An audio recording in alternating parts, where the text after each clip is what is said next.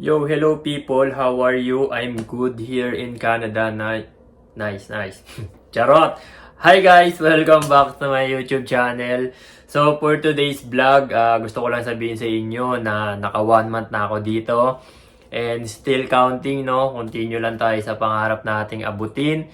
And then sana magtuloy-tuloy pa yung magandang journey natin dito sa Canada. No, hi sa inyo dyan sa Pilipinas, and hopefully okay kayo kasi umuulan dyan, may mga bagyo, and then God bless everyone. So yun guys, first of all, gusto ko lang munang batiin yung mga nagpapa-shoutout sa akin. Unang-una na dyan si Cholo and Solin, yan yung kaibigan ko yan ng high school. Shoutout sa'yo. Then Jenny May Sale, kilala ka na ng maraming nakakakilala sa akin. Then, Chiwi May Katudyo, kaibigan ko rin yan ng high school. And then, Kimberly Gatmaylan. Shoutout sa inyo dyan. And sa mga gustong magpa-shoutout, comment lang po kayo below. And then, huwag nyo na rin kalimutan i-click yung notification bell button. And subscribe na rin kayo, guys, para updated kayo sa mga next video ko pa na i-upload. So, ayun, no. Kung napapansin nyo, naka-Gilas Pilipinas jersey tayo. Kasi support natin yung Gilas Pilipinas para sa FIBA World Cup. Hopefully, manalo sila sa susunod nilang laban and then ma-enjoy lang nila yung game. So, ayun guys, 1 month na ako dito. Ano ba yung mga na-experience ko? Ano na yung mga nagawa ko? Ano ba yung mga naging ganap ko? Una sa lahat, bukod sa panayang tulog, panayang kain, ganun lang naman most of the time. Ganun lang yung nagagawa ko dito. Pero sa loob ng 1 buwan, nakapag-racket na rin ako guys. Naka 8 days akong racket. Bali, dalawa siya. Isang 3 days and isang 5 days. Ayan, yan yung mga naging racket ko noon. And then, maganda naman siya kasi racket pa lang yun pero kumita naman ako ng malaki. Nabawi ko yung kinikita ko sa Pinas in 1 month. Kaya kahit wala pa akong trabaho, okay pa din kasi hindi naman tayo na zero. So yun, share ko lang sa inyo yun na ang mga na-experience ko dito guys, natutunan ko ng magpintura ng bahay kahit hindi ako marunong. Kinulayan ko lang yung bahay gaya ng pagkulay ko sa buhay ng mga naging ex ko. Then, nag-ano rin ako, parang kargador, parang nagbubuhat ako ng semento, ilalagay mo. Hindi siya semento, lupa pala. Ipapala mo lang siya, lalagay mo siya sa parang, ibang tawag doon yung tinutulak, basta parang roller, ganun. Tapos itatambak lang namin sa paligid ng bahay. Kasi preparing yun para sa snow daw, tsaka sa water. So yun, 8 hours ko rin ginawa yun. Umabot pa nga ng 10 hours, pero kinaya naman. Naglinis din ako ng buong bahay, na bagong bahay kasi yun, nilinis, tapos inayos, inalis yung mga likabok, ganun. Kumbaga, para kang magiging katulong, ganun. Maglilinis, mag-ano ng bahay, magpipintura, tapos Basta mga marami pang aayusin sa loob ng bahay, tsaka sa labas ng bahay. Yan yung mga naging racket ko noon. And then meron akong 3 days na sa isang event, nagkaroon din ako ng racket. Bottle keeper naman yun, pagbubukod-bukurin mo yung mga nabubulok, hindi nabubulok, tsaka yung mga garbage na patapon na, yung mga wala na talagang silbi. Yan yung mga na-experience natin, and for 1 month, kumita naman tayo ng $1,000. Sobra pa doon siguro, I think mga $1,200. Yan yung estimate na kinita natin dito within 1 month. Then next week, meron pa akong racket na 4 na araw naman. Then sana magtuloy-tuloy lang yun, no? Then guys, gusto ko lang palang kung itatanong nyo sa akin, i-rate ko yung mga naging experience ko, kung ano yung pinakamahirap, kung ano yung madali. Pinaka nahirapan ako yung nagmahal ka ng sobra pero yung nakuha mo tira-tira. De, joke lang. Pinakamahirap na ginawa ko yung maglipat ng lupa. Kasi ang bigat, tapos medyo tirik yung araw, kaya ayan, medyo nangingitim na tayo.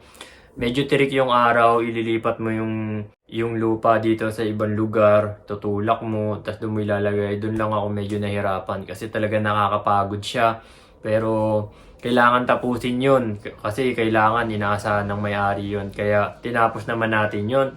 And then naging okay naman, maganda naman yung naging resulta. And maganda rin yung kinita natin doon, no? And then, ayun, gusto ko lang din mag-thank you sa mga nakaalala sa akin sa Pilipinas. Yan, kung napapansin nyo, maraming anything, everything dito sa gilid-gilid, no? Kasi yan, mga galing yan ng Pilipinas na pinadala sa atin dito. Kasi ngayon, yung panahon ngayon, tayo na yung pinapadalan dito eh. Kaya kung di ka pa nagpapadala, huwag ka nang mahiya. PM mo lang ako, sabihin mo lang kung ano yung papadala mo, and then magkakasundo tayo. So, ayun guys, gusto ko lang mag-thank you unang-una sa mga nagpadala sa akin. Ito, meron nagbigay sa akin ng 3 brief. Kasi alam naman nila yung panlabas lang ang maganda sa akin, pero yung mga panloob, talagang butas-butas na. Hindi, ayan, 4 siya talaga. Pero suot ko na yung isa, kaya 3 na lang. Ayan, galing yan sa mama at papa ko. Thank you ma and pa. Then, ano pa ba yun? Ito ring medyas. Medyo makapal siya pero pwede na siya pang winter. Kaya thank you din kay mama and papa pa rin yan. And then, meron pa itong vitamins. Yan. Immune para sa natin. Para sa kalusugan natin, may panlaban tayo. And then, ano pa ba? Ito.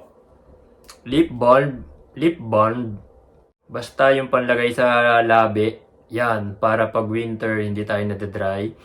Then, Vaseline na, ano bang tawag dito? Parang petroleum jelly. Yan, magagamit din natin yan sa winter kasi pagka sobrang dry, sobrang lamig, kailangan natin to. Then, bukod dun, ayan, galing naman sa tita ko yan, Tita Mean, thank you so much. And then, guys, meron pang isang taong nagpadala sa atin na hindi tayo talaga kinalimutan kahit nandito na tayo. Unang-una, ito, 3 pairs ng thermal pants and thermal shirt. Para yan sa winter, internal yan na sinusuot para hindi tayo malamigan. 3 pares yan. Tapos, meron ding cup from Adidas. Ayan, suot natin. Yan, no, bagay, di ba? Tapos, syempre, kung may cup, meron ding eyeglasses. Yan, eyeglasses from EO. Favorite ko to kasi ang ganda talaga nung sinuot ko siya. Masarap sa mata, no?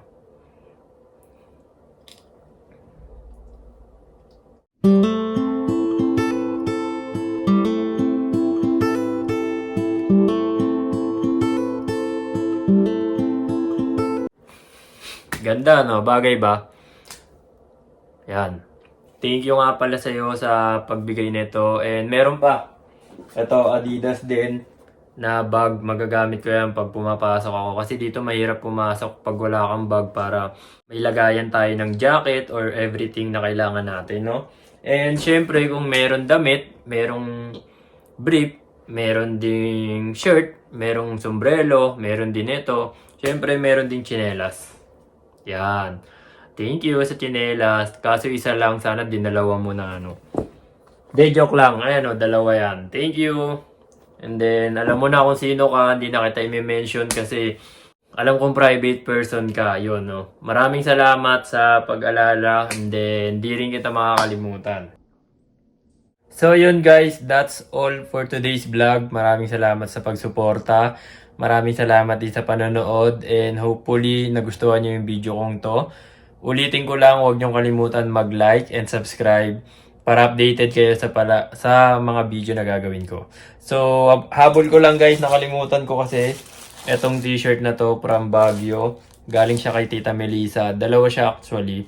Ito yung isa nasa panloob. Ayan, from Baguio. Thank you, Tita Mel. And yun, maraming salamat sa panonood. Mag-ingat kayo dyan lahat palagi. And God bless.